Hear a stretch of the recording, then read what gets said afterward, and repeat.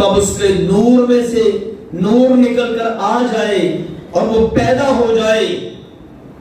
اے میرے مسلمان بھائی تجھے غلطی لگ گئی, ہم قرآن و حدیث سے اپنی اصلاح کریں. نہ تیری بات نہ میری بات, نہ تیرے بڑے کی نہ میرے بڑے کی, ہم سب کے بڑے کی بات جس کو ہم 5 وقت سنتے ہیں, اللہ اکبر, اللہ سب سے بڑا ہے. وہ بتاتا ہے مکے والوں نے ایک لسٹ رکھ دی, آپ رسول ہیں.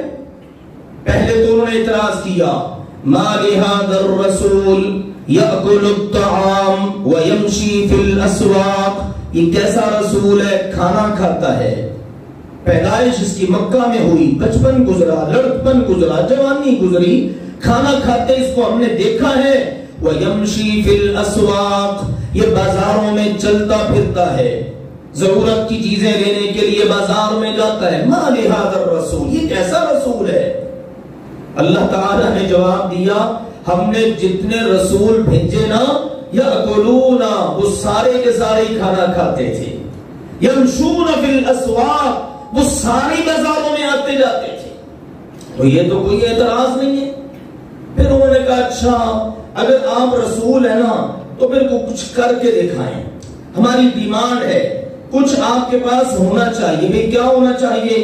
کہنے لگے وَقَالُوا لَن نُؤْمِنَ لَكَ حَتَّى تَفْجُرَ لَنَا مِنَ الْأَرْضِ يَنبُوعًا, کہنے لگے ہم تجھ پر ہرگز ایمان نہیں لائیں گے. ایک لسٹ ہے ہمارے پاس, ڈیمانڈ ہے ہماری. پہلی بات یہ ہے, مکہ بے آب و گیا جگہ ہے, یہاں صرف زمزم کا پانی ہے, تو یہاں پر پانی کے چشمے زمین سے جاری کر دے, ہریالی ہو, سبزہ ہو, پتہ چلے واقعی اللہ کا نبی مکہ میں اس کا ظہور ہوا ہے. آپ اندازہ کریں دنیا دار لوگوں کی سوئی کہاں تک پہنچتی ہے. ایک بات. اگلی بات کہنے لگے او تکون لک جنت من نخیل وعنب فتفجر الانہار خلالها تفجیرا, یا پھر تیرے کھجوروں اور انگوروں کے باغ ہونے چاہیے. یہاں کسی کے پاس باغ نہیں, طائف پھر بھی سرسبز و شاداب ہے, یثرب میں سرسبزی اور شادابی پائی جاتی, مکہ میں تو کچھ نہیں. اگر تم نبی رسول ہے تو کوئی ایسا معجزہ, کوئی ایسی چیز ہونی چاہیے, تیرے باغات ہوں, کھجور اور انگور وہاں لگے ہوں اور درمیان میں نہریں چل رہی ہوں.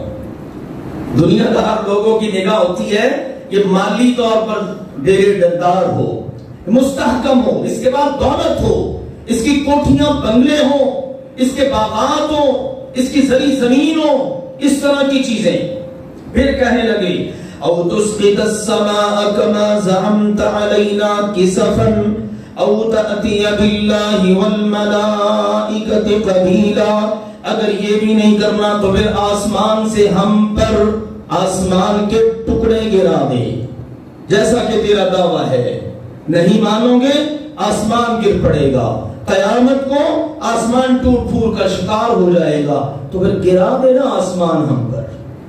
یہ بھی نہیں کرنا, جس اللہ نے تجھے رسول بنا کے بھیجا ہے اس اللہ کو ہمارے سامنے لے آ, فرشتے بھی ہمارے سامنے آئیں, تیری باقاعدہ کوئی تقریب ہو, اللہ اس میں آ کر بتائے یہ میرا رسول ہے. یہ ان کے دماغوں کا شر اور خناس. اور آگے دیکھیے او یکون لک بیت من زخرف او ترقى فی السماء, اگر یہ بھی نہیں تو پھر تیرا سونے کا ایک محل ہونا چاہیے. یہ بھی نہیں کر سکتا, پھر ہمارے سامنے آسمان تک سیڑھی لگا کر اس پر چڑھ کے دیکھا. لیکن اگلی بھی سن, وَلَن نُؤْمِنَ لِرُقِيِّكَ حَتَّى تُنَزِّلَ عَلَيْنَا كِتَابًا نَقْرَؤُهُ, ہم تیرے آسمان پر چڑھنے کو دیکھ کر بھی ایمان نہیں لائیں گے حتیٰ کہ جب تو آسمان سے اترے, جائے خالی ہاتھ, آئے تو تیرے ہاتھ میں کتاب ہو اور اس کتاب کو ہم پڑھیں. یہ کر کے دیکھا ہم ایمان لے آئیں گے. اب جواب کیا ملا, غور کیجئے. جواب قل, اللہ نے کہا میرے نبی جواب دیجئے, فرمائیے, کہیے کیا کہنا ہے.